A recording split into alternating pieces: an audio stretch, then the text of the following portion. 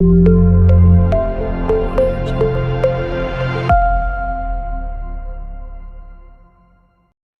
वालेकुम व्यूअर्स, कैसे हैं आप सब।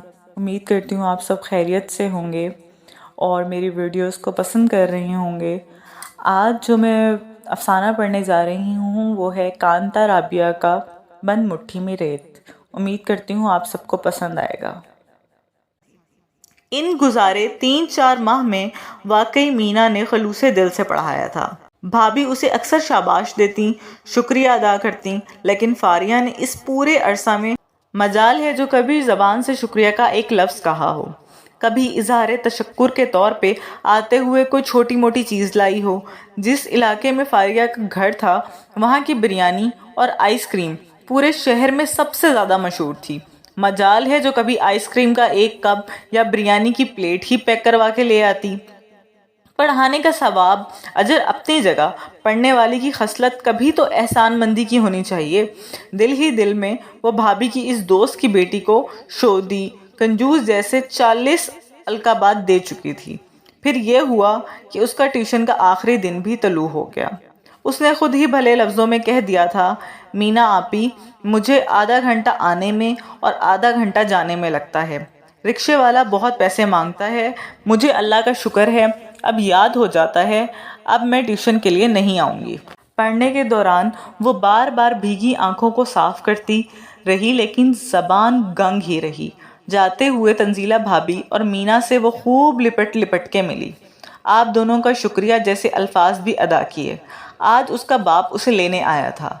ऐसे ही मीना के दिल में आया, इसकी जितनी दोस्तें भी ट्यूशन पढ़ाने का काम करती हैं वो अक्सर बताती थी कि अपनी फीस के अलावा भी शागिर्द लड़कियां कुछ ना कुछ लेकर आया करती थीं। ईद पर गिफ्ट भी देती थीं और तो और ख़ानदानी तकरीबात में मधु करती, खाना वाना भी पैक करवा के भेजती। एक पता नहीं हमारी भाभी को ये महा कंजूस शाहकार कहाँ से मिला। हद हो गई, हद बेशर्मी और एहसान फरामोशी की। आप दोनों का बेहद शुक्रिया। 4 माह की रियाजतों का बस ये 4 अल्फाज में सिला अंदर तक मीना कुलस कर रह गई। नेकी कर तो ली मगर अब कायम रखना बहुत मुश्किल हो रहा था।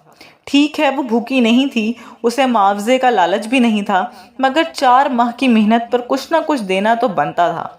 उसने कौन सा रख ही लेना था। फीस होती या तोहफा वो वापस कर देती, मगर शागिर्द देती तो सही। दिल इतना बुरा हुआ कि वो कमरे में बंद हो गई। मोबाइल खोला, स्टेटस चेक किए और कुछ सोच के स्टेटस टाइप करने लगी। कुछ लोग बहुत बेमुरव्वत होते हैं, एहसान मारना तो दरकिनार तस्लीम ही नहीं करते। जैसे हमारी नालायक स्टूडेंट जिसे पूरी आबोताब से पहले 10 नंबरों में शामिल करवाया, मगर उसके बाद कानों को हाथ लगाने वाली इमोजीज 1 2 3 4। 1-2 लम्हा कुछ सोचा, फिर अपलोड कर दिया। उसी वक्त दरवाजे पर दस्तक हुई। फुप्पो, हानी फुप्पो जानी, बाबा बुला रहे हैं। मीना का 4 साला भतीजा उसको बुलाने आया। मीना वहां पहुंची तो भाईजान बिरयानी और आइसक्रीम के बड़े बड़े पैक लेकर खड़े थे। चलो भाई मीना, शहजादी जल्दी से खाना लगाओ।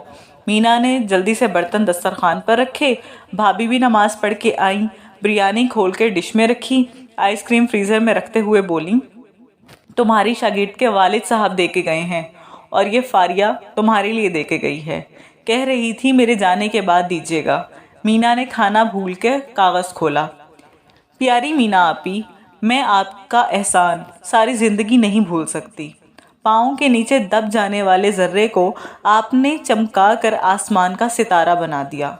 मुझे शुक्रिया अदा करते हुए बहुत शर्म आती है। ये हकीर सा तोहफ़ा है, असल तोहफ़ा तो अल्लाह जी दे सकते हैं। मैं बस रोज़ाना 2 नफिल पढ़कर आपके लिए बेपनाह अजर की दुआ करती हूँ और इंशाअल्लाह मरते दम तक करती रहूँगी।